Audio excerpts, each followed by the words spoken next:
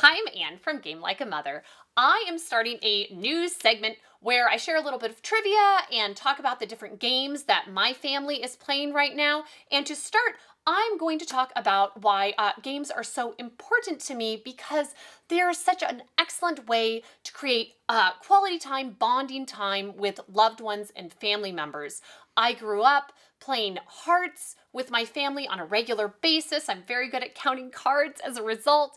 With one set of grandparents, whenever they would come over for a family meal, we'd play our own family version of Rummy afterwards. Another grandparent taught me how to play Gin Rummy, and he was ruthless, and I loved it. And I'd go to summer camps, and I'd play Egyptian Rat Screw, and Liar was the another game that we played. That was the church appropriate name for the game. It had others as well, and just all of these games created so many great memories for me, and I look back on them very fondly. And now I'm getting to do that for my own family, which is really wonderful. And I just can't even believe how many great games there are out there and all of the benefits for me with my children, with my spouse, and with friends. It has been wonderful, and it's great for all of us. If you have anything you want me to speak to in a future one of these, I'm planning on doing them about once a month. You can drop a line in the comments, or you can message me or email me, and I look forward to hearing from you. Next up, I'm going to talk about special events. I run local board game classes for kids during winter break and during the summer, and I've been doing it for a year and a half now, and it's going really well. I have quite a following now at our local rec center, and there were big wait lists for my last round of classes at the end of August. I have a lot of repeat signups from the same kids, and I have a lot of philosophies about how to run these classes so that kids will enjoy themselves, find new games, and want to come back. But basically, it's really interesting to do these classes because you get to test out games on a wide range of kids. It's typically kids from ages 6 to 10 in the classes, and you see some games are going to be a hit with a certain niche, and some games just seem to have a universal appeal, and every kid likes them. So the games, I do themes for the different classes, and for this summer, they were alternatives to chess, educational games, mythical creatures, and cooperative games. And I don't know how much the theme of the class mattered. One or two kids seemed to care, but as a whole, they were just there to play games. And one thing I do is when kids show up, I just have what I call playdate type games where there's really no rules necessary. You just it's clear what you're supposed to do from the get-go. You play around with easy, fun things. And the one game of those that just seems to be a universal hit and every kid goes home wanting to get is Loopin' Chewy. Loopin' Chewy is out of print. You can find copies on eBay and Amazon. You can find them here or there. And just every kid likes this game where you're flipping up Chewbacca and trying to protect your little stormtrooper tokens while taking out everybody else's stormtrooper tokens. And then there's another version of the game that it was originally based on, that it was Loopin' Louie, that has like a 1920s airplane pilot going around and doing the same thing. So that's an option as well. But it is just, I tell you, it is crazy to see all those kids go nuts over Loopin' Chewy. The other games I'm going to go through that just seemed to be pretty universal appeal were Cinco Linko, Push, Draftosaurus, Dragomino, Zeus on the Loose, 5-Minute Mystery, and 5-Minute Dungeon. It's nice to have some go-tos so that when I go to those classes, I know, if I bring this game, then they're all going to have a really good time. So that's been going great. I'm doing more in the winter. And then I'm starting this fall some board game classes for retirees at our local rec center, but it's during the day. It's a new thing, and no one has signed up yet. So we'll just see. It's interesting to kind of see what's the right fit for different demographics, and I'm just trying it out. We'll see how it goes, and I'll report back if anyone actually gets to come to any of those classes. Now I'm going to talk about games we're currently playing in my house. There are a lot, but these are the current favorites for everyone, and there's quite a sampling. To start, I'm going to talk about Five Alive, which is a super cheap, like we got it at Target, and my two boys have lost it over this and just want to play over and over and over. It's like Uno, but up slightly, which is great because my 7-year-old was wanting to play Uno with me over and over again, and I can play it occasionally, but I don't want to play Uno all the time. So this has just a little more strategic value going on. You're just trying to be the one to, you don't want to place a card that makes you go over 21, then you basically go bust and you lose a life. But there's some fun specialty cards a la Uno, and he's 7 and his older brother's 10, and they are on the same level playing field when they play this game, and which is great. And so this has been fabulous. They're obsessed. It's going on a number of lists this fall because it's so compact, cheap, and easy to play and fun. Gudetama has been another favorite. We've been playing this with my parents a lot, and it's a trick-taking game, which is very simple, but you're just trying to, you take turns taking tricks, and then at the end, you don't want to have the highest card left. So it's another one that's such a great family game. There's a holiday version of it too that we own because of course we do. And it's really cute. The graphics are hilarious. So this has been a go-to. My mom ran out and bought a copy after we played it with her because she liked it so much. This is kind of a blast from the past for us, but Dragonwood, my 7-year-old son, he just wants to play a lot of games with me lately, which I love. And he's so into Dragonwood, and I am too, because we tried, when he plays, usually my older son wants to play with us too.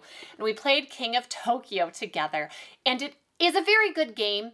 It ended with my younger son in tears because my older son is better at it than him, and the way in which you lose in King of Tokyo is usually you lose by someone taking away all of your life, or you can get to 20 points first. It's a battling game, and that's kind of tough. This, you are rolling dice to collect different creatures, and so even if somebody else wins, they haven't destroyed you in the process.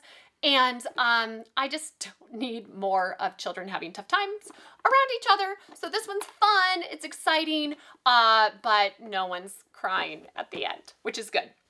Next, we have my current obsession, which is Welcome to.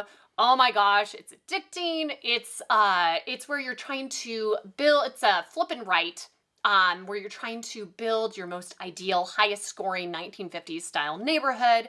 Love this one. We've gotten 4 different expansions for it, and I've played all but the Doomsday one. I really like the Halloween expansion, and the Winter Wonderland expansion are really fun.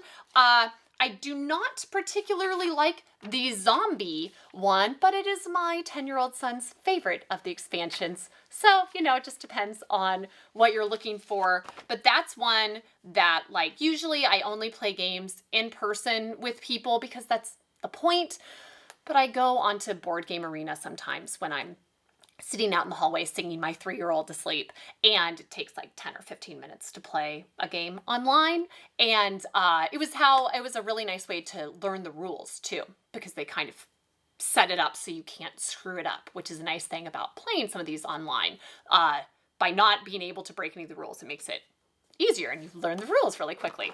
And then, and my 9-year-old daughter will play this with us. She's tricky to get to play games with us sometimes, but she liked this one, so big points for that.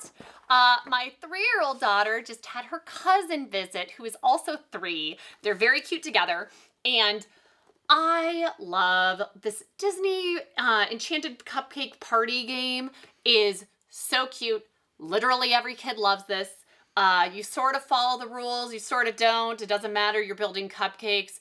This game, run out and get it. I don't know if they're stopping to print it. Some people have to find copies on eBay. I think it's on Amazon again right now, but every little kid loves this game.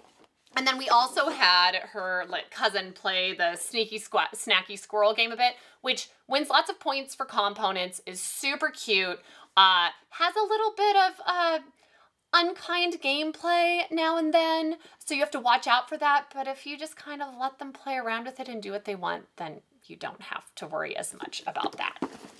And finally, new games. We're always getting new games around here. And this is a stack that we've played through like a couple times each. And I'm looking up Christmas games already. And oh my goodness, did my boys lose it over Santa Cookie Elf Candy Snowman, which is Taco Cat Goat Cheese Pizza, but Christmas themed. And it's been really fun when we've played, so I love it. I'm very happy about it.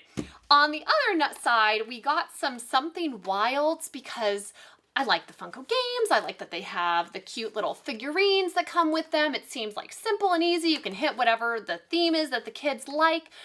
You're trying to collect sets and runs. There's different powers.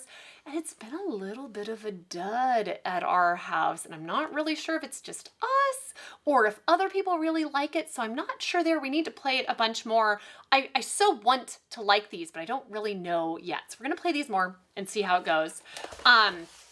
Take 5 is also known as Six Nimmt, and this is such a great game if you want to play with people who play an easy, like intro level, like start of the night game with friends who play a lot of games, but it also works for a wide variety of people. The goal of the game is just to, you're playing cards down, you have 4 different rows, and you're playing them in sequence, and if you go over more than 5 cards in a row, you have to collect the points from that row, and you're trying to collect the least points, and it's surprisingly strategic. There's some fun, like if people all play out cards simultaneously, and oh my goodness, a few of them were in sequence, you can go bust when you don't really expect it. So this has been, I've heard really great things about it. We've played through a few times, and it's been so great. So this, I feel like, is probably going to become one of our new go-tos, and I really like it. I'm very happy about it.